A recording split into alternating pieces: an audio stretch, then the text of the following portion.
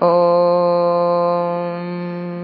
श्रुतिस्मृतिपुराणानाम् आलयं करुणालयं नमामि भगवत्पादं शङ्करं लोकशङ्करं शङ्करं शङ्कराचार्यं केशवं बादरायणं सूत्रभाष्यकृतौ वन्दे भगवन्तः पुनः पुनः निधये सर्वविद्यानां विजशे भवरोकिणां गुरवे सर्वलोकानां दक्षिणामूर्तये नमः। ॐ सकना भवतु सकनौ भुनक्तु सह वीर्यङ्करवावहै तेजस्विनावधीतमस्तु मा विद्विषावहै। ॐ शान्ति शान्ति शान्तिः। पतञ्जलि योगसूत्रम्।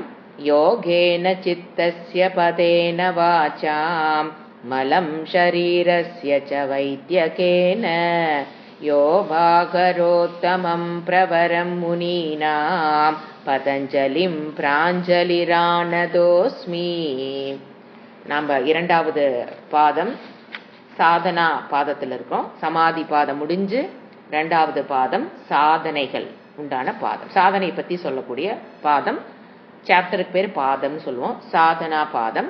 அதில் நாம் இன்னைக்கு பார்க்க வேண்டியது 23வது சூத்திரம். ஸ்வஸ்வாமி சக்தயோஹோ ஸ்வரூபோபலப்திஹேத்துஹ சம்யோகः. ஸ்வஸ்வாமி சக்த்யோஹோ ஸ்வரூபோபலப்திஹேத்துஹ சம்யோகः. பிரிச்சு படிக்கும்போது ஸ்வஸ்வாமி சக்தயோஹோ ஸ்வரூப உபலப்தி ஹேத்துஹு. உபலப்தி ஹேத்துஹு சம்யோகः. சம்யோகத்தை பத்தி அவர் சொல்லிட்டு வராரு. ஸ்வஸ்வாமி சக்தயோஹோ ஸ்வரூப உபலப்தி ஹேத்துஹு சம்யோகः. சம்யோகம், யோகம்னா யுஜ், இணைத்தல். அதுல இருந்து வந்ததான் யோகி. யுஜ்ங்கிற தாத்து வேர்ப்ல இருந்து வந்ததான் யோகி, யோகம். இதெல்லாம் வந்து சம்யோக அப்படிங்கும்போது இணைத்தல், நன்கு பிரிக்க முடியாத அளவுக்கு இணைத்தல் தான் சம்யோகம், நன்கு இணைந்திருப்பது. போன கிளாஸ்ல போன சூத்திரத்தை நம்ம பார்த்தோம்.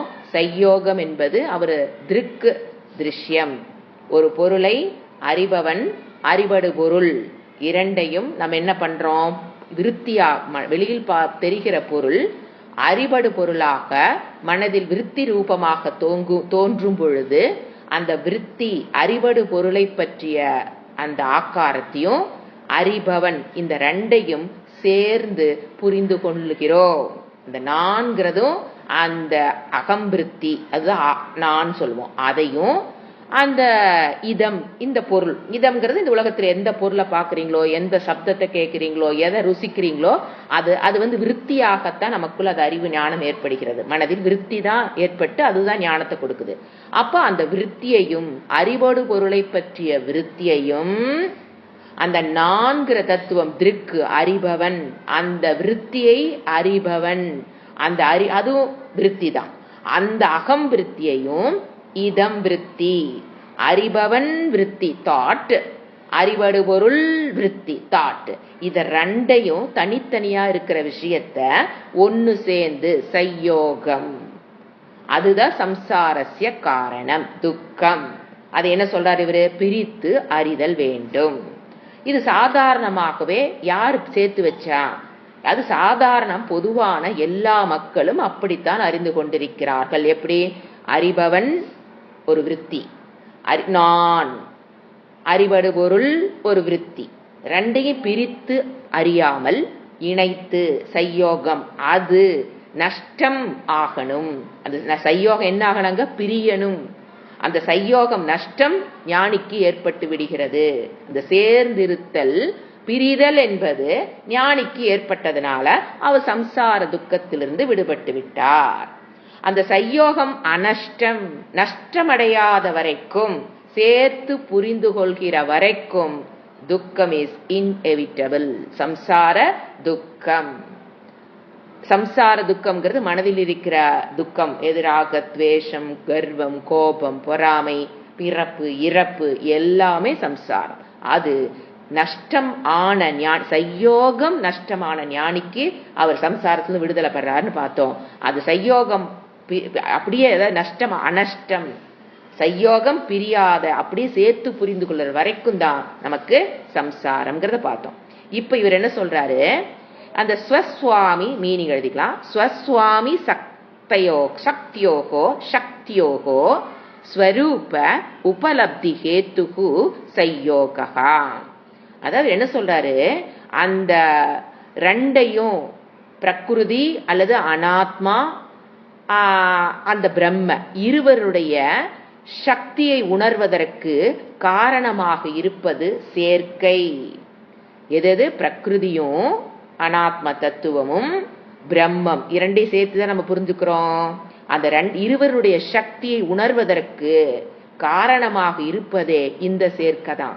ஏன்னா இந்த சேர்க்கை ஏற்பட்டு இருந்த ஏன் இந்த சையோகம் நம்ம எந்த அளவுக்கு நமக்கு இந்த சையோகம் உதவுதுன்னு கேட்டீங்கன்னா, அந்த சையோகம் இருக்கிறதுனால தான் நம்மளால என்ன பண்ண முடியுது, ரெண்டையும் அறிய பிரம்ம தத்துவத்தை நீங்க அறிந்து கொள்ள வேண்டும் என்றால் அந்த இரண்டினுடைய சேர்க்கையின் மூலியமாகத்தான் பிரம்ம தத்துவத்தை அறிந்து அதுக்கப்புறம் என்ன பண்றோம், பிரித்து அறிதல்ங்கிறது it is not physical, it is internal mental, சூக்ஷ்ம மனதில் ஏற்படுகின்ற ஒரு மனமாற்றம் அல்லது அறிவு.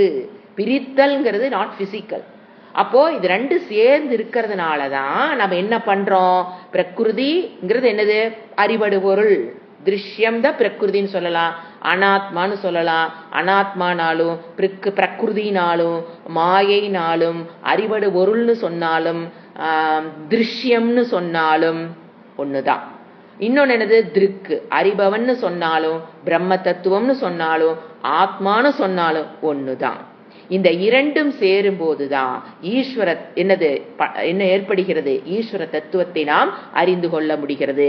அது அந்த ரெண்டு சேர்ந்ததுதான் துக்கத்திற்கு காரணமாக இருந்தாலும் அந்த ரெண்டு சேர்ந்தாதான் ஈஸ்வரனை பற்றிய ஞானம் நமக்கு அறியாமைக்கு அதுதான் காரணம், அறிவுக்கும் அதுதான் காரணம். நீங்க யோசனை பண்ணி பாருங்க, பாடி தனியா கான்சியஸ்னஸ் தனியா இருந்துன்னு வச்சுக்கோங்களேன், பாடி அனாத்மா, பிரகிருதி மாயா அது தனியா, ஓசி ஒரிஜினல் கான்சியஸ்னஸ் அறிவு இருப்பு ரெண்டு தனியா இருந்துன்னு வச்சுக்கோங்களேன், அங்க நம்ம என்ன அறிய முடியாது, அந்த பிரம்ம தத்துவத்தை நாம் அங்கு அறிய முடியாது.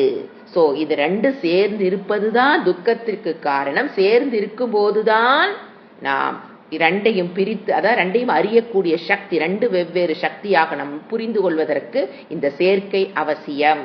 இந்த உடலில் அந்த ஒரிஜினல் கான்சியஸ்னஸ் வெளிப்பட்டாதான் நாம் என்ன பண்ண முடியும், அந்த பிரம்ம தத்துவத்தை ரெகனைஸ் பண்ணும். we can appreciate பிரம்ம. எப்போ ரெண்டு சேர்ந்து இருந்தா தான் நம்ம என்ன பண்ண முடியும், we can appreciate பிரம்ம. சோ சேர்ந்து இருப்பது தவறுன்னு சொல்ல முடியாது, அந்த சேர்ந்து இருப்பதை பிரித்து அறியாமல் இருப்பதுதான் சம்சார துக்கம். சேர்ந்து இருப்பதனாலதான் இந்த வாழ்க்கையே ஓடிட்டு இருக்குது. சோ அதுல தவறு கிடையாது. சேர்ந்து இருப்பதை, எது அறிபவன் அறிவடு பொருளும் சேர்ந்து இருப்பதை, அதுல அந்த பிரித்து அறியாமல் இருப்பதுதான் தவறு. அதுதான் சம்சாரத்துக்கு காரணம். புரிஞ்சுங்களா? சேர்ந்து இருப்பது சம்சாரத்திற்கு காரணம் அல்ல, சேர்ந்து இருப்பதாக புரிந்து கொள்றதா சம்சாரத்துக்கு காரணம். அது ரெண்டும் வெவ்வேறு நீங்க பிரிச்சு புரிஞ்சுக்கிட்டீங்கன்னா சம்சார நிவிருத்தி. புரிஞ்சுங்களா? ரெண்டும் சேர்ந்து இருக்கிறதுனாலதான் நம்ம அதை அறிய முடிகிறது. பிரம்ம தத்துவம், ஆத்ம தத்துவம், மாயா தத்துவம் எப்படி வந்து படிக்கிறது, படிக்கணும்னா என்ன பண்ணணும், ரெண்டு சேர்ந்து இருந்தா தான் நம்ம படிக்க முடியும். சோ சேர்ந்து இருப்பதில் தவறில்லை. அது ரெண்டும் உண்மையில் சேர்ந்து இருக்குதுங்கிறது பிரித்து அறியாமல் இருக்கிற வரைக்கும் தான் சம்சாரம். அதை பிரித்து அறிந்ததற்கு பிறகு அது ரெண்டும் சேர்ந்து இருப்பதால் எந்த பிரச்சனையும் இல்லை. புரிஞ்சுங்களா? ரெண்டும் சேர்ந்து இருப்பதால் தான் ஓசியும் ஆர்சியும் அதாவது ஓசி ஆர்சிங்கிறது மனதில் வெளிப்பட்டு கொண்டு, அது வேற மாதிரி உங்களுக்கு புரியுற மாதிரி சொல்லணும்னா, மனதில் அந்த ரிஃப்ளெக்டட் கான்சியஸ்னஸ் வெளிப்பட்டு கொண்டிருப்பதே சையோகம். ஆச்சுங்களா? அந்த ரெண்டு இருந்தா தான் நம்ம இறைவனை பற்றிய தத்துவத்தை நாம் பெற முடியும். சோ ரெண்டு சேர்ந்து இருப்பதில் பிரச்சனை இல்லை. அந்த சேர்ந்து இருப்பதை பிரித்து அறியாமல் இருப்பதுதான் பிரச்சனை. சம்சாரத்துக்கு எது காரணம்? ரெண்டும் சேர்ந்து இருப்பது பிரச்சனை கிடையாதுங்க. ஏன்னா ஞானியுடைய மனதிலும் அந்த ஆர்சி வெளிப்பட்டு கொண்டுதான் இருக்கிறது. ஆனா அது அவருக்கு அது பிரச்சனை இல்லை. ஏன்? அவர் என்ன பண்ணிட்டாரு? சேர்ந்து இருப்பதை பிரித்து அறிந்து விட்டார். ஞானேன பிரித்து அறிதார். புரியுதுங்களா? அதுதான் இந்த ஸ்லோகத்தை ஸ்வஸ்வாமி சக்தயோக ஸ்வரூப உபலப்தி ஹேத்துஹு. என்ன பண்ணணும்? நாம் அதை பிரித்து அந்த சக்தியை உணர்வதற்கு அதுதான் காரணம். பிரம்ம தத்துவத்தை நம்ம அப்ரிஷியேட் பண்ணணும், ரெகனைஸ் பண்ணணும்னா எது சேர்ந்திருக்கணும்? Reflected consciousness should in mind. மனதும் ரிஃப்ளெக்டட் கான்சியஸ் சேர்ந்து இருக்கும் போதுதான் நம்மளால அப்ரிஷியேட் பண்ண முடியும். அடுத்தது ஒரு சூக்ஷமான ஒரு சூத்திரம். சேர்ந்து இருப்பது தவறில்லை, சேர்ந்து இருப்பதை பிரித்து அறியாமல் இருப்பதுதான், சேர்ந்தே புரிஞ்சுக்கிறது தான் சம்சாரம். பிரித்து அறிதல்ங்கிறது, அறிவினால் பிரித்தல்ங்கிறது மோட்சம், துக்க நிவர்த்தி. அடுத்து 25வது சூத்திரம் சையோகத்தை முடிச்சிட்டாரு. அடுத்தது தஸ்ய ஹேத்துகு அவித்யா. இதோட முடிக்கிறாரு. தஸ்ய ஹேத்துகு, ஹேத்து ரவித்யா, தஸ்ய ஹேத்து ரவித்யா, தஸ்ய ஹேத்து ரவித்யா. பிரித்து படிக்கும் போது தஸ்ய ஹேத்துகு அவித்யா. என்ன காரணம்? ஏன் இப்படி பிரித்து அறியாமல் மனிதன் வாழ்ந்து கொண்டிருக்கிறான் அப்படின்னு காரணம் சொல்றார். ஹேத்துகு காரணம் என்ன? தத்து அறியாமை அபாவாத். தஸ்ய ஹேத்துகு அவித்யா, சாரி தஸ்ய ஹேத்துகு அதன் காரணம் அறியாமை. ஏன் இப்படி சேர்த்து புரிஞ்சுட்டு இருக்கிறான்? பிரித்து அறிய வேண்டியதை பிரித்து அறியாமல் சேர்ந்து ஏன் ஒருத்தன் புரிஞ்சுட்டு இருக்கிறான்? அதற்கு காரணம் என்ன? தஸ்ய ஹேத்துகு, அதற்கு காரணம் அவித்யா. எது? பரமாத்மாவாக அதன் காரணம் அறியாமை. அவ்வளவுதான் மீனிங், அவ்வளவுதான். தஸ்யன அதன், ஹேத்துக்குனா காரணம், அவித்யா அறியாமை. சோ என்ன சொல்றாரு? பரமாத்மாவாக உள்ள நான் என்ன நினைச்சிட்டு இருக்கிறேன்? ஜீவாத்மாவாக எண்ணிக்கொண்டிருக்கிறேன். உண்மையில் நான் என்னதான்? பரமாத்மா. ஆனா நான் என்ன நினைச்சிட்டு இருக்கிறேன்? ஜீவாத்மாவாக எண்ணிக்கொண்டு இருப்பதற்கு காரணம் என்ன?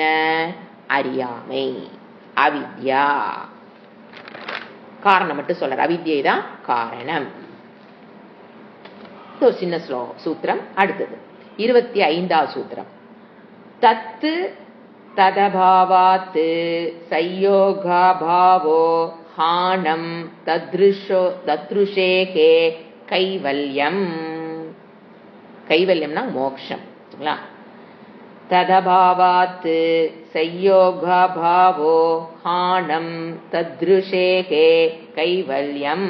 பிரித்து படிக்கும்போது தத்து அபாவாத் சையோக, சையோக அபாவக. தத்து அபாவாத்து பிரித்து சொல்றேன்.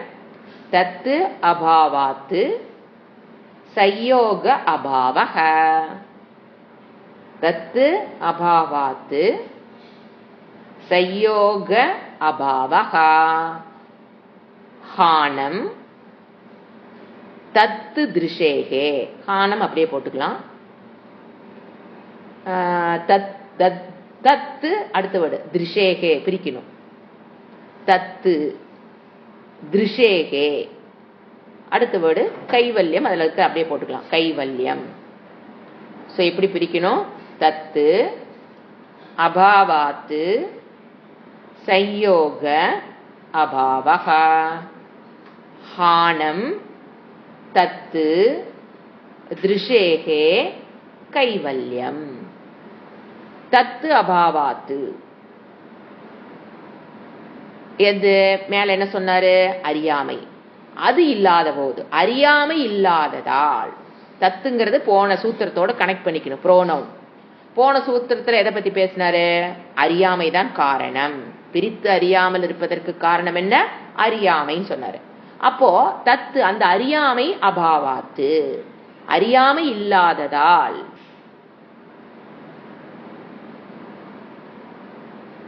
அந்த அறியாமை இல்லாத போது, யாரு? ஞானியோட நிலைமை சொல்றாரு. அறியாமை இல்லாததால் என்னாச்சு?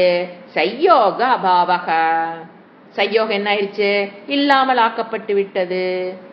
ஒன்று சேர்ந்து இருப்பது பிரித்து அறியப்பட்டு விட்டதுன்னு அர்த்தம். அப்ப என்ன எழுதலாம் தமிழ் மீனிங்? விளக்க வேண்டியது விளக்கப்படுகிறது. பிரித்து அறியப்பட வேண்டியது பிரித்து அறியப்படுகிறதுன்னு எழுதிக்கலாம். அறியாமை இல்லாததால் அந்த அஞ்ஞானம் போனதுனால பிரித்து அறியப்பட வேண்டியது எது? காண்பவன், அறிபடு பொருளும் அறிபவன் ரெண்டு சேர்த்து புரியறதுக்கு பேர் தான் சையோகம். அந்த அறிபவன் அறிபடு பொருள் விருத்தி ரூபத்தில் அகம்பிருத்தி இதம் விருத்தி, இது ரெண்டையும் விளக்க வேண்டியது பிரித்து அறியப்பட வேண்டியது பிரித்து அறியப்படுகிறது. எதனால? அஞ்ஞானம் இல்லாததால். ஞானம் வரும்போது அஞ்ஞானம், ஞானம்ங்கிறது வெளிச்சம், அது வந்ததுக்கு அப்புறம் இருட்டு போகுதுங்கிறங்களா, அந்த மாதிரி அந்த இருட்டு போனதுக்கு பிறகு அஞ்ஞானம் சென்றதற்கு பிறகு பிரித்து அறியப்பட வேண்டியது பிரித்து அறியப்படுகிறது. தத்து திருஷேகே, அதுவே அறிபவனுடைய காண்பவனுடைய கைவல்யம் மோக்ஷம். அதுவே மோக்ஷம். அவ்வளவுதான். மோக்ஷத்துக்கு அழகா டெஃபினிஷன் கொடுக்கிறாரு. தத்து திருஷேகே கைவல்யம். கைவல்யம் மோக்ஷம். அது காண்பவனுடைய அறிபவனுடைய மோக்ஷம். என்ன சொல்றாரு? அந்த அறியாமை விளக்கும் போது என்ன பண்ணுவோம்? பிரித்து அறியப்பட வேண்டியது பிரித்து அறியப்படும் பொழுது அவன் மோட்சத்தை அடைகிறான். காண்பவனுடைய, அதுக்கு பேர் தான் என்னது? மோக்ஷம். சரிங்களா? சோ அறியாமை நாம் என்ன பண்ணி வச்சிருக்கிறோம்? அந்த உண்மை தத்துவத்துடன் ஒரிஜினல் கான்சியஸுடன் எதை நாம் சேர்த்து வச்சுக்கிட்டோம்?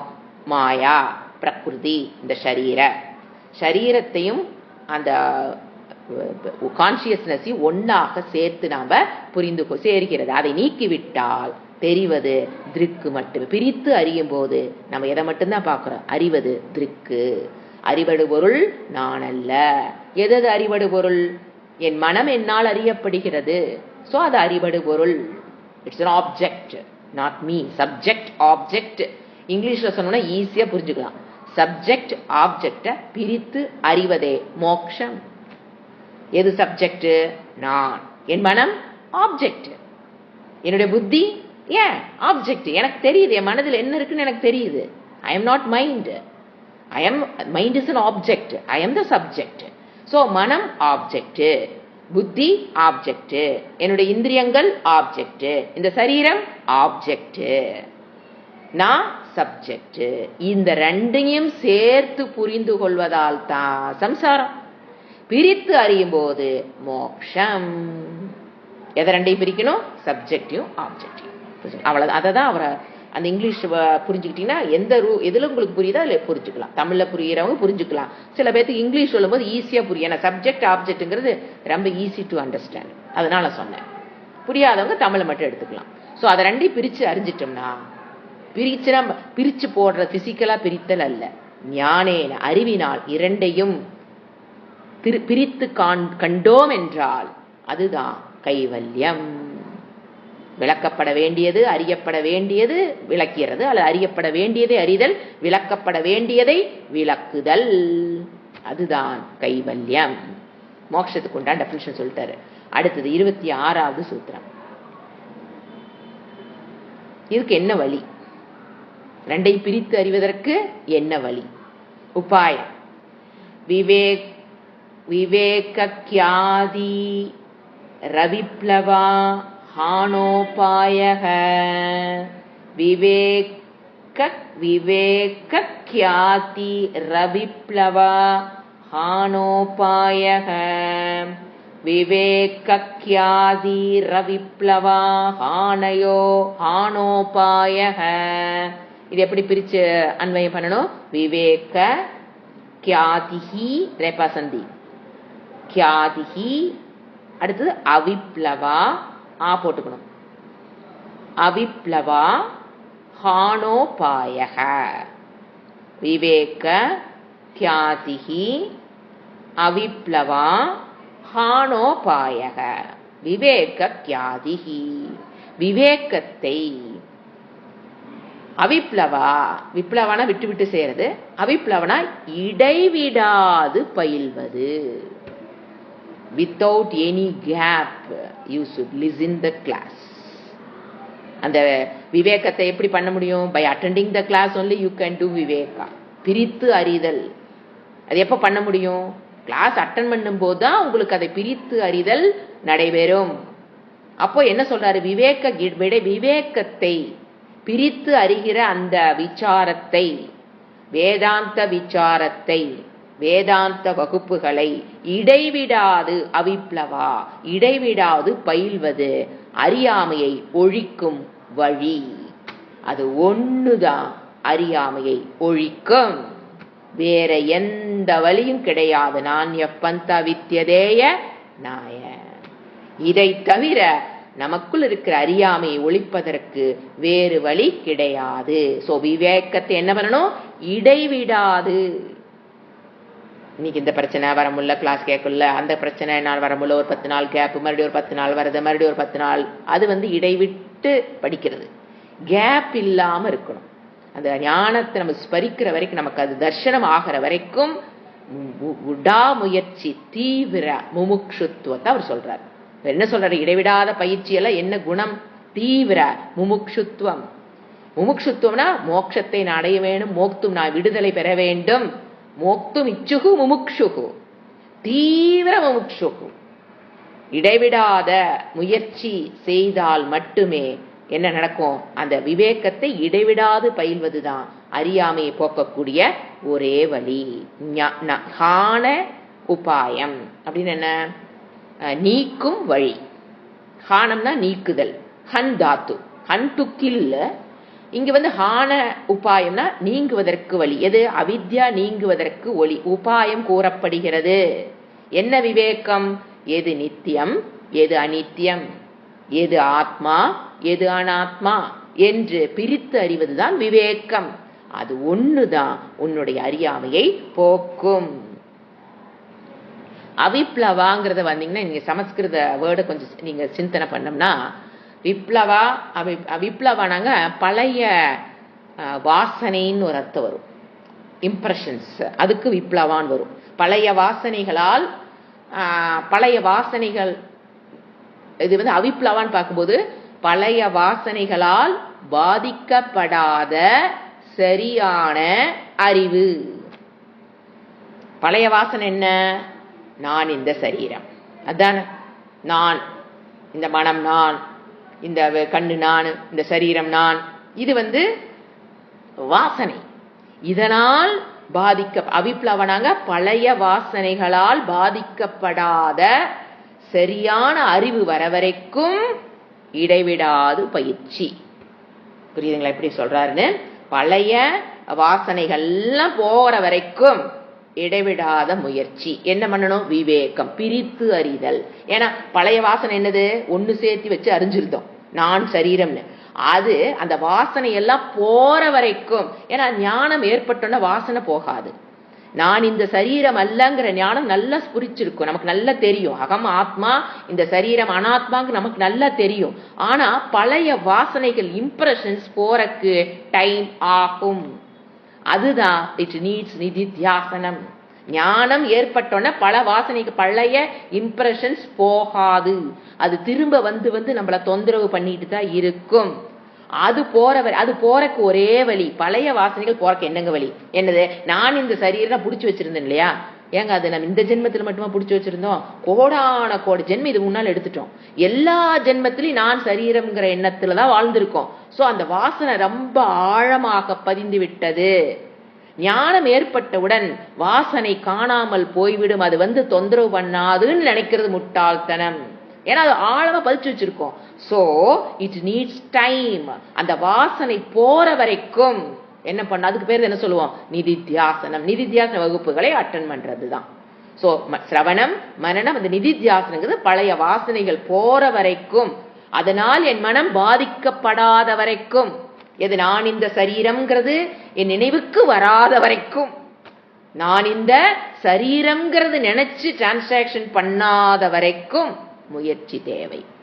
அது எது வரைக்கும் நான் முயற்சி பண்ணட்டும், அது நீங்க தான் சொல்லணும். குரு எப்படி சொல்லுவாங்க, சாஸ்திரம் எப்படி சொல்லும், எவ்வளவு நாளைக்கு நான் முயற்சி பண்ணணும்னு? எப்ப உங்க வாசனை போகுதோ அது வரைக்கும் முயற்சி. ஒருத்தருக்கும் அது டிபெண்ட்ஸ், டைம் டிபெண்ட். அது அவங்களுடைய பிரயத்தனம், பிளஸ் டைம். இது ரெண்டு பேர்த்து வாசனையோட டெப்த்னஸ் பிளஸ் பிரயத்தனம், 2 முயற்சி செய்யணும். டெய்லி வகுப்புகள் கேட்கும் போது தினம் முயற்சி உள்ளுக்குள் நடைபெறும். அப்பதான் என்ன பண்ண முடியும்? ஹான உபாயக. எது ஹானம்?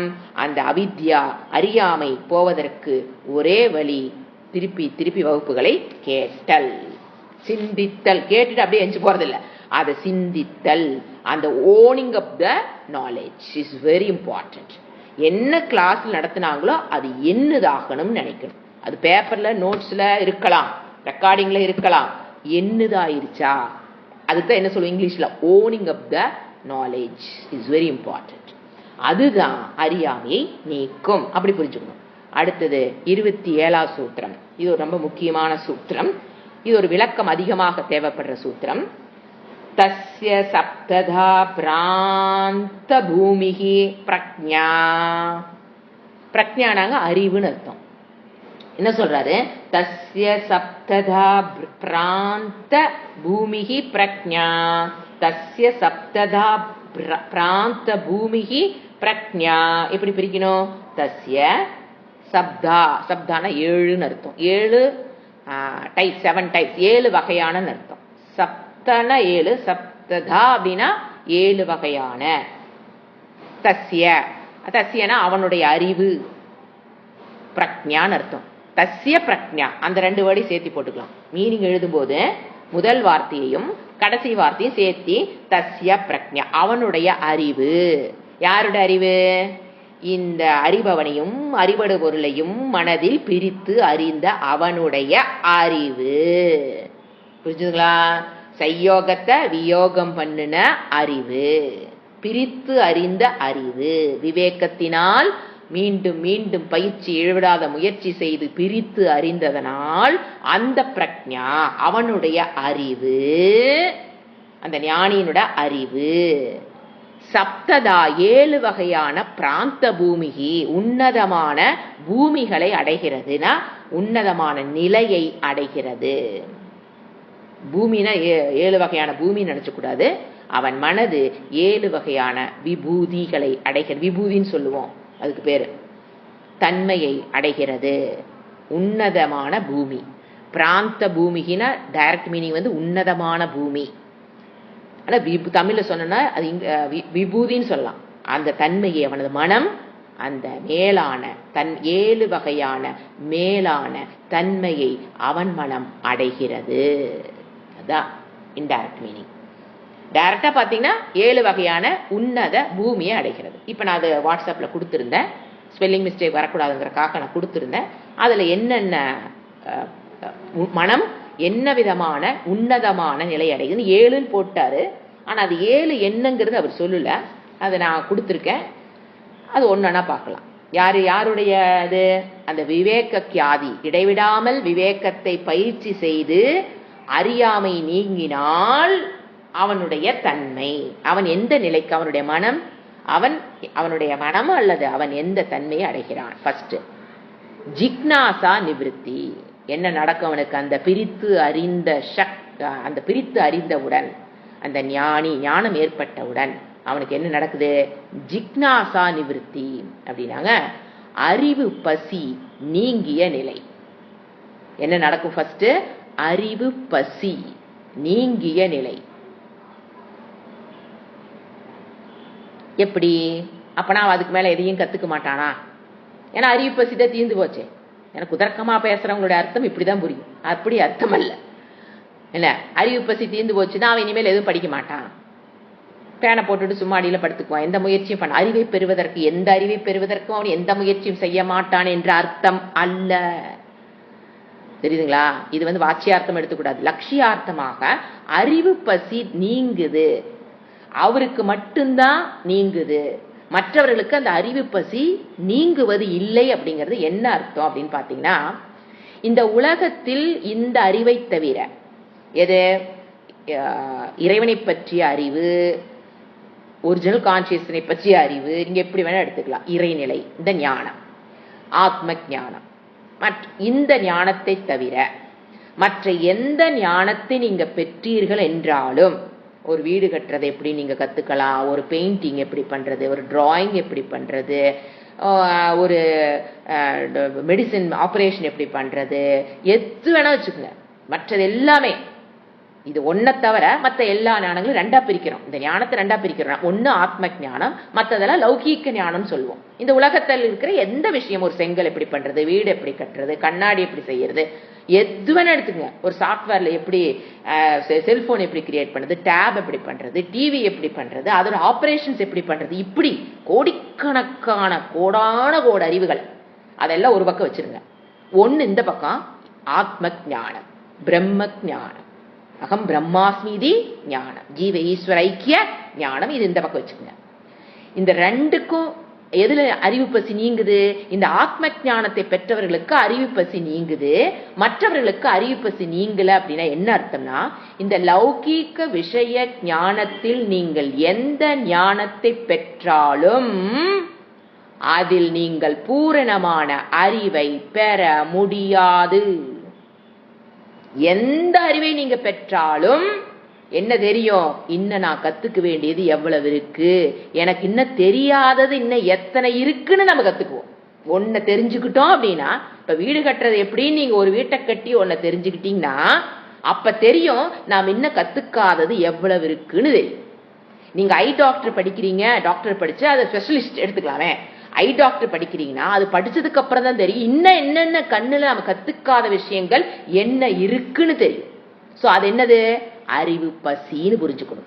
எதை நீங்க கத்துக்கிட்டாலும் இன்னும் நான் அதைத்தான் தமிழ்ல சொல்லுவாங்க, கற்றது கைமண் அளவு. இன் எனி ஃபீல்டு அப்படித்தான் தோணும். நாம கத்து வச்சிருக்கிறது கைமண் அளவு, கல்லாதது கடல் மண் அளவு, கடல் அளவுன்னு எடுத்துக்கலாம். சோ எந்த ஃபீல்டுக்குள்ள போனாலும் இந்த ஒரு ஃபீலிங் இருக்கும். நான் கத்துக்கிட்டது கைமண் அளவு, கல்லாதது கடல் அளவு.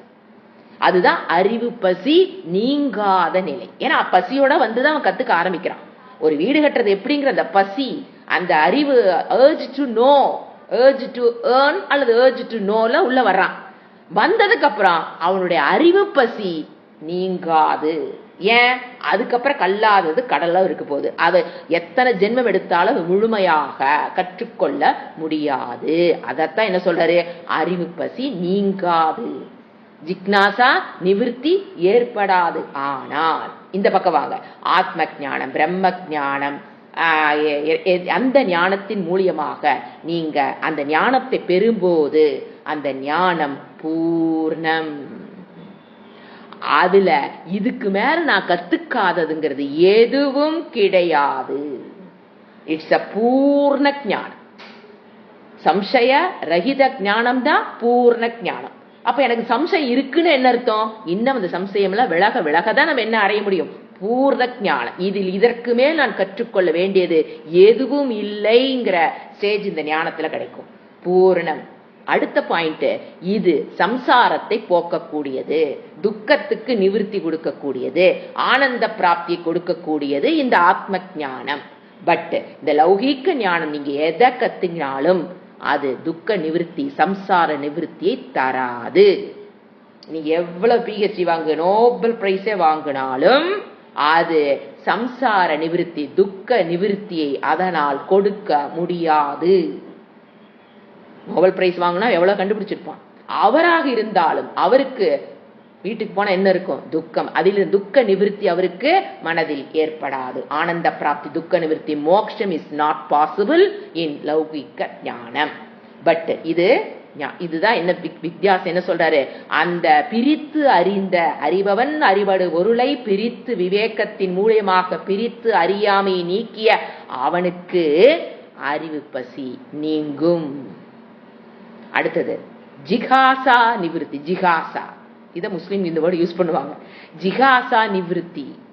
அதாவது ஜிகாசானாங்க இது வேணும் அது வேணும் என்கின்ற மன போராட்டம் போய்விட்ட நிலை. இது வேணும், இன்னும் இது நான் அடையப்படல, அது வேணும், இது வேணும், அது வேணும், என்னோட சந்தோஷத்துக்கு இன்னும் இது நான் அடையணும், நான் என் குடும்பம் நிம்மதியா இருக்கிறதுக்கு நான் இன்னும் இதை அடையணும், நான் சந்தோஷமா இருக்கிறதுக்கு, நான் நிம்மதியா இருக்கிறதுக்கு, நான் சந்தோஷமா இருக்கிறதுக்கு இது அடையணும், அதை அடையணும், அது அடைந்தாதான் நான் சந்தோஷமா இருப்பேன், அது அடையலின்னா சந்தோஷமா இருக்க மாட்டேன். இதுக்கு பேர் என்ன? இது வேண்டும் அது வேண்டும் என்ற போராட்டம் போய்விட்ட நிலை. இது வேணும் அது வேணுங்கிற சந்தோஷத்திற்கு அவர் கர்மத்தை செய்யாம அந்த ஞானி இருக்க மாட்டார். ஏன்னா இது வேணும் அது சந்தோஷத்திற்காக அவர் எந்த ஒரு செயலையும் செய்ய வேண்டிய அவசியம் இல்லை.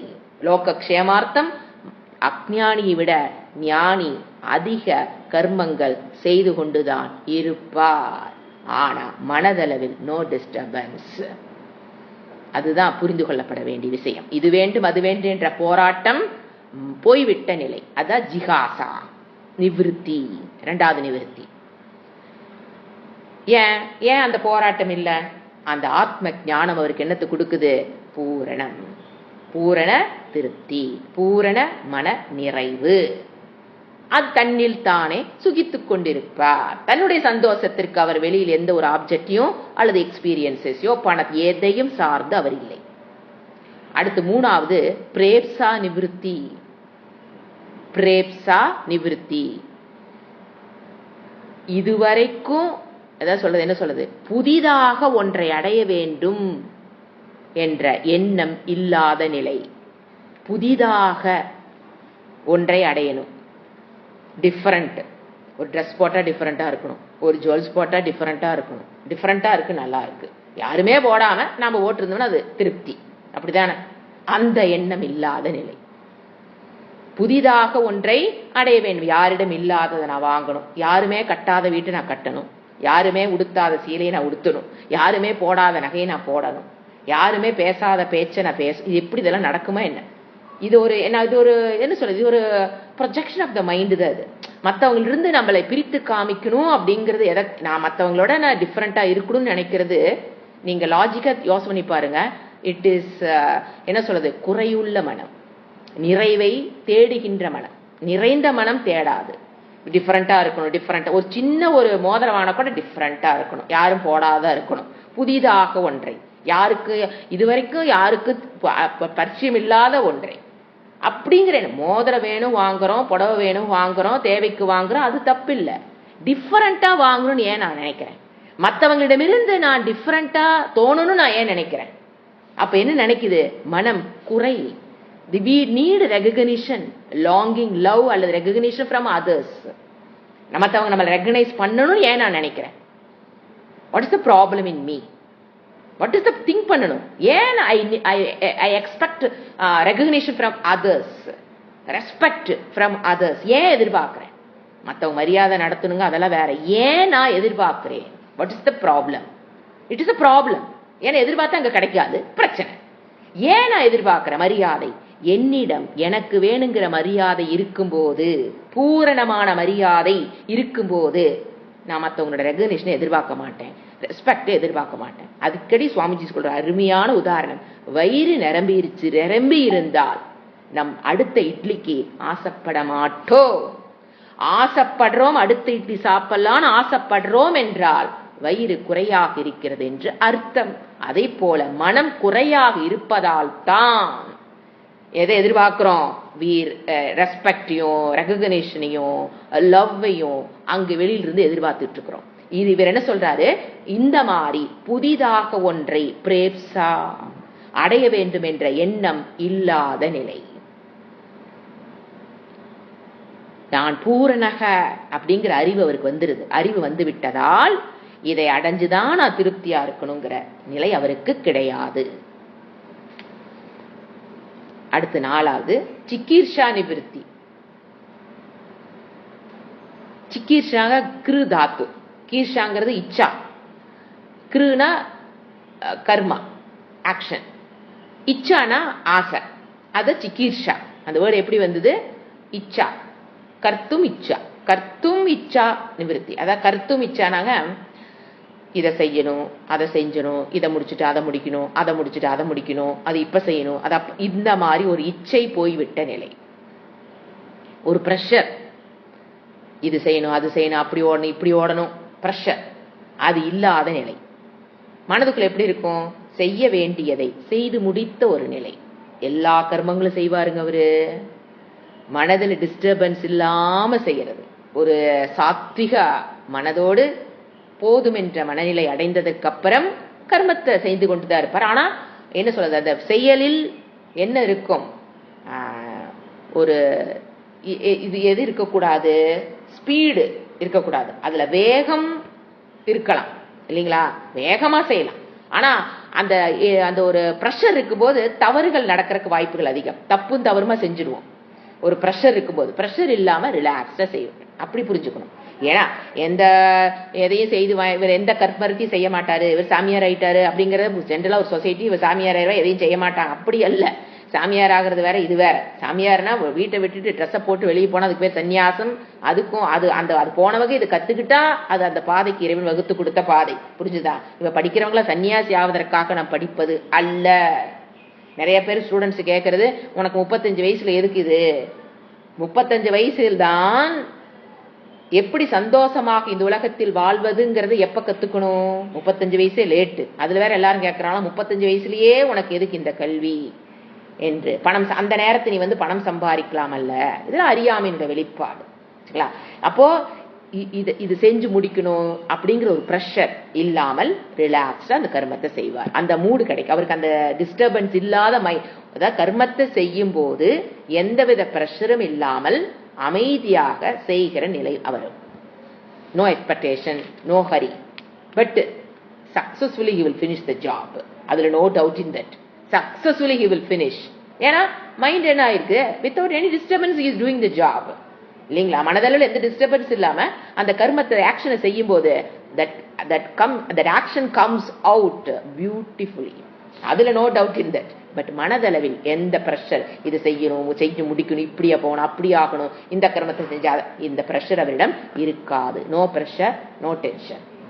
அடுத்தது கர்மத்தை செய்யும் போது அடுத்தது சோக நிவிருத்தி.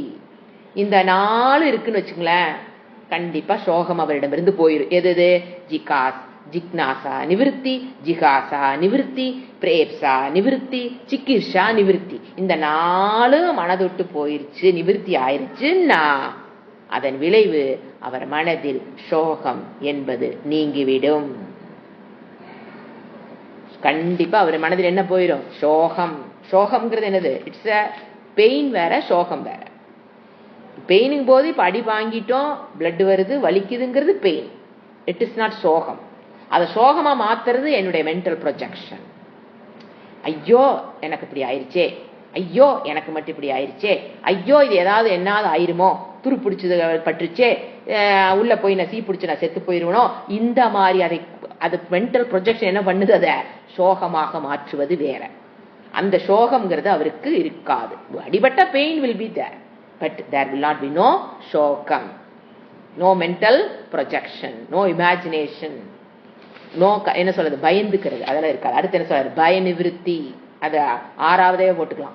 பய நிவிருத்தி. பயம் ஏன் வருது? துவைதாத் பயம் பவதி. என்னை தவிர்த்து எல்லாம் வேறு வேறாக பார்க்கும்போது எல்லாமே என்னை பயமுறுத்துகிறது. இந்த உலகத்தில் நான் வாழ முடியுமா முடியாதான் என்னை இந்த உலகம் என்னை பயமுறுத்துகிறது. இந்த என்னை சுற்றி இருக்கும் மக்கள் என்னை வாழ விடுவார்களா விடமாட்டார்களாங்கிற பயம் வருது. எத்ததுக்கோ பயப்படுறோம். சுற்றி இருக்கிற மெம்பர்ஸ் ஆஃப் த ஃபேமிலி என்ன வாழ விட மாட்டாங்க போல தெரியும். அதனாலதான் இத்தனை சூசைட். இந்த உலகத்தில் நான் வாழ முடியாதுன்னு நினைக்கிறதானே போய் சூசைட் பண்ணிக்கிறான். சோ துவைதா, அந்த துவைதம், நான் வேறு இந்த உலகம் வேறு, நான் வேறு நான் வாழுகின்ற கூட வாழுகின்ற மக்கள் வேறுங்கிற அந்த துவைதம் தான் பயத்திற்கு காரணம். இவர் எங்க போய் நின்னுறாரு? அத்வைத பிராப்தி ஏற்பட்டதுக்கு அப்புறம் there is no பயம். அவருக்கு இந்த ஞானேன அபயம் அவர் பெற்று விடுகிறார். அந்த அபயம்னா பயமற்ற நிலைக்கு அவர் சென்று விடுகிறார். பய நிவிருத்தி ஏற்படுகிறது. அடுத்தது விகல்ப நிவிருத்தி. விகல்பனாங்க அந்த தவறான ஞானம் சொல்லுவோம், மித்யா ஞானம் சொல்லுவோம். தவறான ஞானம், இந்த உலகத்தை பற்றி தவறான ஞானம், இறைவனை பற்றி, தேவதைகளை பற்றி என்னென்ன தவறான ஞானம் வச்சிருக்கோமோ அதுக்கு பேர் விகல்பம்.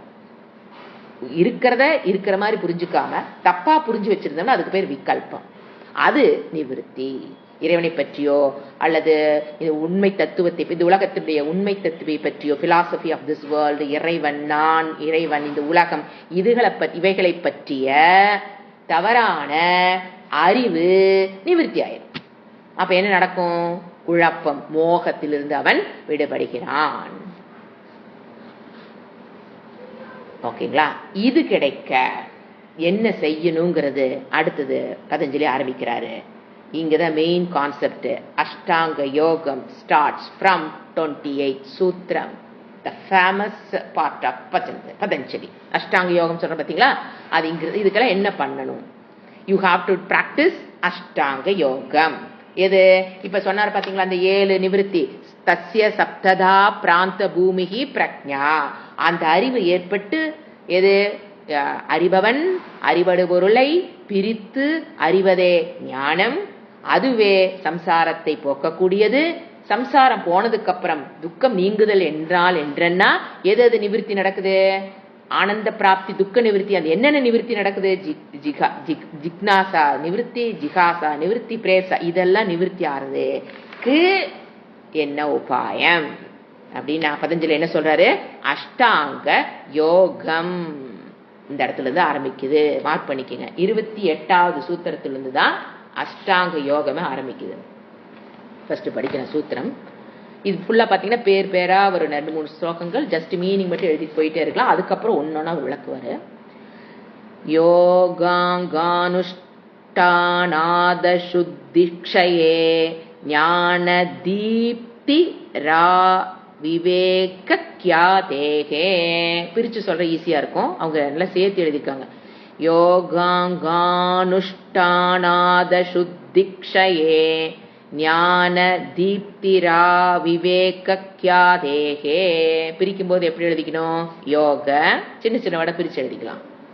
யோக, அடுத்த வேர்டு அங்க. யோகத்துனா பதஞ்சலி யோக, அஷ்டாங்க யோகத்தினுடைய அங்கம்னா அதனுடைய அங்கங்களை. அனுஷ்டானாத், யோகத்தினுடைய அங்கங்களை அனுஷ்டானாத் மீனிங்கோட சேர்த்து சொல்றேன். அனுஷ்டானம்னு என்னது? பிராக்டிஸ் பண்றது, அதான் பயிற்சி செய்தல் எடுத்துக்கலாம். ஏன்னா யோகத்தை பயிற்சி தான் செய்ய முடியும். பயிற்சி செய்வதால் பஞ்சமி, அதனால அனுஷ்டானாத் பஞ்சமி போடும்போது பயிற்சி செய்வதால் என்ன நடக்குது? அசுத்திக்ஷயே. இத்து போட்டு ஆ பிரிக்கணும் அந்த இடத்துல. அசுத்திக்ஷயே. ஷயம்னா அழிவு. எது? அசுத்தி, மனதில் இருக்கிற அழுக்கு மலினங்கள் க்ஷயமாகிறது. அசுத்தி க்ஷயே, அழுக்குகள், அசுத்தி, மனதை அசுத்தம் என்ற ராகத்வேஷம் மதம் ஆச்சரியம் கர்வம் பொறாமை சொல்ற பாத்தீங்களா, அதெல்லாம் அகல்கின்றன. அடுத்தது ஞான தீப்திஹி, அப்படி பிரிக்கணும். ஞான அறிவு, தீப்திஹி ஒளிர்கிறது, தன்னை பற்றிய அறிவு ஒளிர்கிறது. தீப்திஹி ஆவிவேக கியாதேகே, அதன் இறுதி நிலை விவேகம்.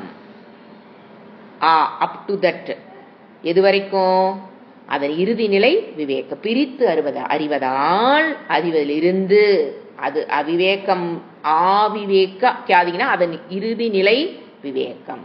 அதிலிருந்து விவேகத்தை பெற்று நாம் என்ன பண்றோம்? ஞானம் ஒளிர்கிறது. இறுதி நிலை விவேகம்.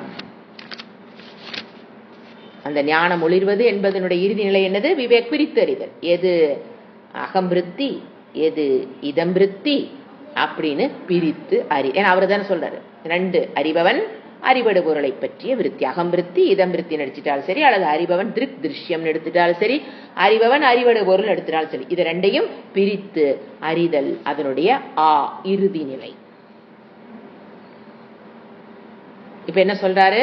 இந்த யோக நான் சொல்ல போற இந்த யோகம், அஷ்டாங்க யோகத்தை பயிற்சி செய்வதால் மனதில் இருக்கிற அழுக்குகள் நீங்கும், அறிவு ஒளிர்கிறது. அதனுடைய இறுதி நிலை பிரித்து அறிதல்.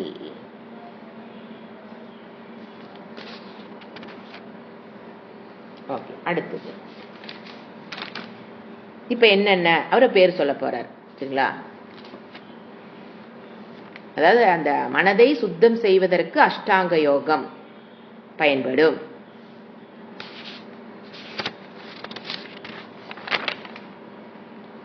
இருபத்தி 29வது சூத்திரம். சூத்திரம் தான் பெருசா இருக்கும், பட் ஈஸி தான். யம என்னன்னு சொல்றாரு, அஷ்டாங்கம், அஷ்ட அங்கங்களை கொண்டதனால அதுக்கு பேர் அஷ்டாங்க யோகம். யம நியமாசன பிராணாயாம பிரத்யாகார தாரண தியான சமாத்யோஷ்டாவங்காணி. எது யம நியம பிரிச்சு படிச்சா ஈஸியா புரியும். யம நியம ஆசன பிராணாயாம பிரத்யாகார தாரண தியான சமாதி அஷ்டாங்க அங்காணி. சமாதயக சமஸ்கிருதம் பிரிக்கும்போது சமாதயக அஷ்டாங்க அஷ்டாவங்காணி. எஸ், அஷ்டாவங்காணி. எப்படி படிக்கணும்? யம நியம ஆசன பிராணாயாம பிரத்யாகார தாரண தியான சமாதயக. ஏன்னா ஆதிபதம் போட்டார். சமாதயக அஷ்டாவங்காணி. பதஞ்சலியுடைய அஷ்டாங்க யோகம் அப்படின்னா என்னென்ன அப்படின்னா வேர்டு மட்டும் எழுதிட்டா போதும். தமிழ்ல எல்லாம் மாற்ற முடியாதுங்க. தமிழ் அப்படியே தான் எழுதியாகணும். யம யா போட்டு மா. யம நியம 2வது, 3வது ஆசனம், 4வது அங்கம் பிராணாயாமம், 5வது அங்கம் பிரத்யாகாரம், 6வது அங்கம் தாரணம், 7வது அங்கம் தியானம், 8வது அங்கம் சமாதி முதலியவைகள் அஷ்டாங்கம். அஷ்டாங்க யோகத்தினுடைய அங்கங்கள் பேரு மட்டும்தான், ஒன்னொன்னு விளக்க போறாரு. சோ அடுத்து நாம எங்க போலாம்? 30வது சூத்திரம். இதுல என்னென்ன சொல்றாரு? 30வது சூத்திரம் எதை சொல்லுதுன்னா, ஃபர்ஸ்ட் எடுத்தோன்னே என்ன சொன்னாரு? யம. So he defines what is yama. Ahimsa, Satya, Steya, Brahmacharya, Parigraha, Yamaha. பிரிச்சு படிச்சா ஈஸியா புரியும். இப்ப யமம்னா என்ன? யமஹா, யமம் தமிழ்ல சொன்னோம்னா யமம். யமம் என்றால் என்ன அப்படிங்கறத டிஃபைன் பண்றாரு. யமம்னா என்ன? அஹிம்சா, சத்ய, இதெல்லாம் அதே வேர்டு தான் யூஸ் பண்ணணும். It's a language of Patanjali. We should not change. We should understand the meaning. அவ்வளவுதானே தவிர இதுக்கு ஈக்குவலா தமிழ் வார்த்தையில போட்டு மாத்தக்கூடாது.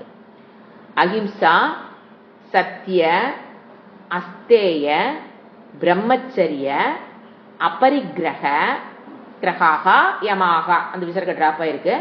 அபரிக்கிரகாஹா யமாஹா பிரிச்சு எழுதும்போது அஹிம்சா படிக்கும்போது உங்களுக்கு தெரியும் இதெல்லாம் என்னது? யம. அஹிம்சா, சத்ய, அஸ்தேய, பிரம்மச்சரிய, அபரிக்கிரகாஹா யமாஹா. யமம்னா என்ன? இப்ப அஹிம்சான்னு என்ன? தமிழ் மீனிங் சொல்றேன். கொல்லாமை. எதெல்லாம் what are the things you should not to, அதுதான் யமஹா. ஜெனரலா சொன்னோம்னா இதெல்லாம் நீ செய்யக்கூடாது. எது? கொல்லாமை. சத்தியம்னா பொய் பேசாமை. அஸ்தேயம்னா களவாமை. அடுத்தது பிரம்மச்சரியம். அப்பரிக்கிரக. இந்த இடத்துல வந்து அப்பரிக்கிரகங்க வந்து தேவையற்ற பொருளை சேர்த்துக் கொள்ளாமல் எடுத்துக்கலாம். அதாவது தானத்தை ஏற்காமல், ஃப்ரீயா கிடைக்குது அப்படிங்கறதுக்காக அதை ஏற்றுக்கொள்ளக்கூடாது. எப்பவுமே ஃப்ரீயா கிடைக்குது அப்படிங்கறதுக்காக தானத்தை ஏற்றுக்கொள்ளாமல் முடிந்த அளவு. அதுக்கு பேர் என்னது? யமாஹா. இதுல பாத்தீங்கன்னா அஷ்டாங்க யோகத்துல அந்த யம நியம ஆசன பிராணாயாம பிரத்யாகாரம்லாம் பகிரங்க யோகம் சொல்லுவோம். பகிரங்க யோகம். மற்றதெல்லாம் மனதில் செய்யக்கூடியது. மற்றதில் என்னது? தாரணம், தியானம், சமாதி. பாத்தீங்களா? அந்தரங்க யோகம். சோ இப்ப அஷ்டாங்க யோகத்தை 2ஆ பிரிக்கிறோம். பகிரங்க யோகம் எது?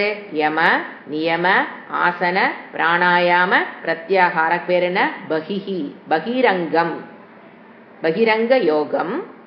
அந்த கடைசி 3 தாரணம், தியானம், சமாதி, இந்த 3 அந்தரங்க யோகம். அதாவது என்னன்னாங்க, என்ன பகிரங்கம்?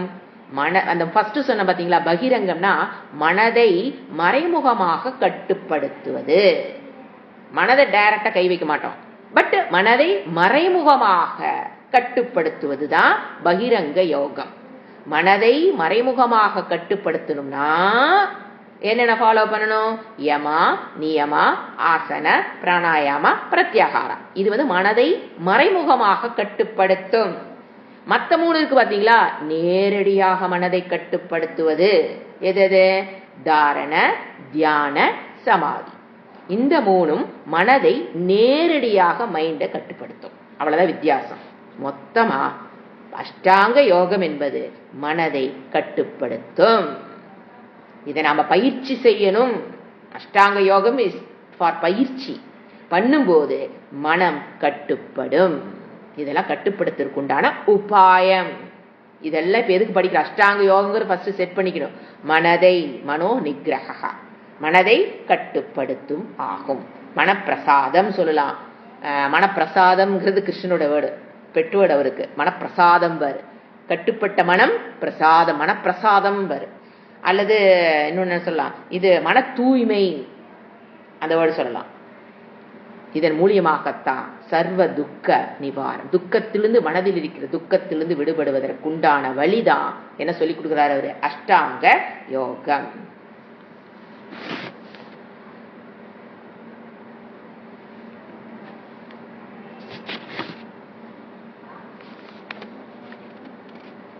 ஓகே, அடுத்தது இப்ப நாம என்ன பண்ண போறோம்? அடுத்தது போறோம். இப்ப பாத்தீங்கன்னா அவரு அஹிம்சா, சத்தியம். அஹிம்சா அப்படிங்கிறது என்ன? மற்ற உயிர்களை ந ஹிம்சாம் குறியாத்துன்னு சொல்லுவோம். அஹிம்சான்னு என்னது? ந ஹிம்சாம் குறியாத், மற்றவர்களை வாக்கால், மனதால், உடலால் துன்புறுத்தாமல் இருத்தல். அவ்வளவுதான் சத்தியம். சரி, அஹிம்சா மற்றவங்களை துன்புறுத்தாமல் இருத்தல், மற்ற ஜீவராசிகளை துன்புறுத்தாமல் இருத்தல் தான் என்னது? அஹிம்சா. சத்தியம் என்ன? பொய் பேசாமல், அல்லது உண்மையை பேசி பொய் பேசாமல் இருத்தல் எடுத்துக்கலாம். அதை இன்னொரு விதமா எடுக்கணும், உண்மையை பேசி மற்றவர்களுக்கு கெடுதல் விளைவிக்காமல் இருத்தல், அதுவும் சத்தியம். உண்மையை பேசி மற்றவர்களுக்கு அது கெடுதல் விளைவிக்காமல் இருத்தல் சத்தியம். டெஃபினிஷன் மட்டும் கொடுக்கிறேன் நான். சாஸ்திரம் என்ன சொல்லுது? உண்மை பேசாம, உண்மையை பேசுதல் மட்டும் அல்ல, பொய் பேசாமை மட்டும் எடுத்துக்கூடாது. உண்மையை பேசி மற்றவர்களுக்கு அது கெடுதல் விளைவிக்காமல் இருக்கணும், அதுக்கு பேரு சத்தியம். அடுத்து என்ன சொன்ன? அஸ்தேயம். அஸ்தேயம்னாங்க எடுத்துக்கொள், மற்றவர்கள் பொருளை நாம எப்ப எடுத்து, அது மற்றவருடைய பொருளா இருக்கலாம், உறவுகளா இருக்கலாம், மனைவியா இருக்கலாம், கணவனா இருக்கலாம், காடா இருக்கலாம், தோட்டமா இருக்கலாம், வரப்பா இருக்கலாம், தென்னை மரமா இருக்கலாம், எதையுமே மற்றவர்கள் பொருளை நாம எடுத்துக்கொள்ளலாம் என்கின்ற எண்ணம் ஒரு கொலைக்கு சமம். இதுதான் நீதி சாஸ்திரம் சொல்றது. மற்றவருடைய பொருளையோ உறவுகளையோ, இல்ல காடு தோட்டம் வரப்பு கொஞ்சம் நம்ம சேர்த்திக்கலாம், அவன் வரப்பை நம்ம கொஞ்சம் சேர்த்திக்கலாம், அவன் தென்னை மரத்தை நம்ம பக்கம் தேங்காய், அவங்க வீட்டுல இருக்க அந்த தோட்டத்தில் இருக்க தென்னை மரத்தில் இருக்க தேங்காய் நம்ம போட்டுக்கலாம். இந்த மாதிரி எது வேணா எடுத்துக்க, விவசாயத்துல இந்த எதா இருந்தாலும் எப்ப நீங்க மற்றவருடைய பொருளை, அது சாஸ்திரம் என்ன சொல்லுன்னா, எடுக்கலாம் நினைச்சினாவே எடுத்துட்டு, அது வேற பிராயச்சித்தமே இல்லாத தண்டனை. அதெல்லாம் எடுக்க நினைத்தாலே அது கொலைக்கு சமம்.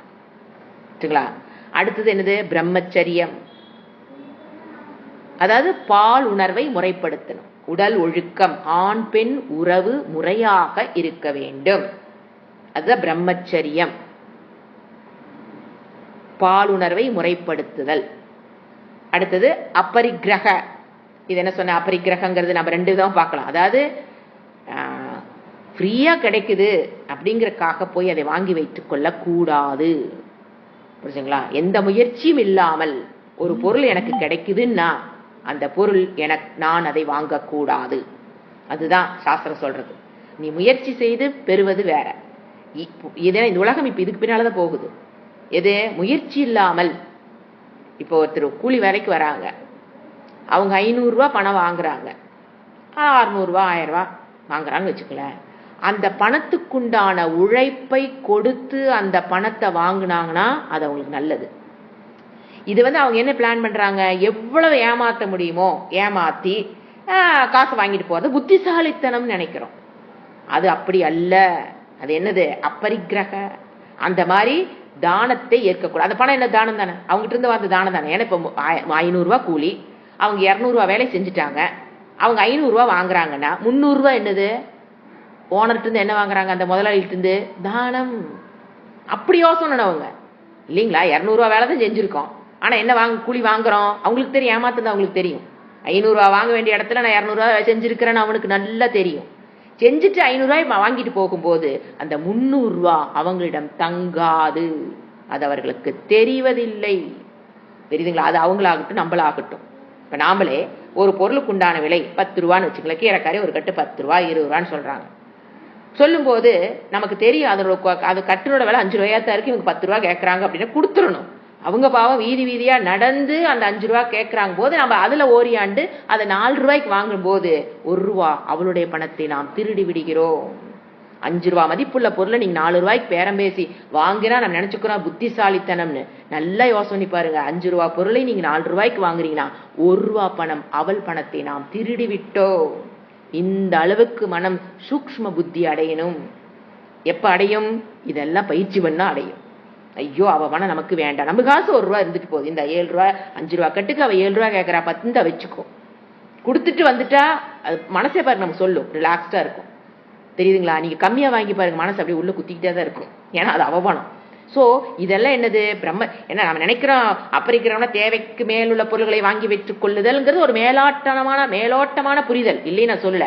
பட் அது இன் டீட்டெயில் போகும்போது தேவைக்கு மேல் பொருளை சேர்த்து வைத்துக் கொள்ள கூடாதுங்கிறது ஒண்ணு. இன்னொன்னு, தானமாக எதையும் பெற்றுக்கொள்ளக்கூடாது. நான் யார்கிட்டையும் தானமே வாங்க மாட்டாங்கிறது அல்ல. இந்த ஒரு விஷயமும் நம்ம அவங்ககிட்ட இருந்து வாங்குற தானம், அதை பெற்றுக்கொள்ள கூடாது. இதோட நம்ம இந்த கிளாஸ் முடிச்சுக்கலாம். அடுத்த கிளாஸ்ல நம்ம கண்டினியூ பண்ணலாம். ஓம் சாந்தி சாந்தி சாந்தி. ஹரிஹி ஓம். ஸ்ரீ குருப்யோ நமஹ. ஹரிஹி ஓம்.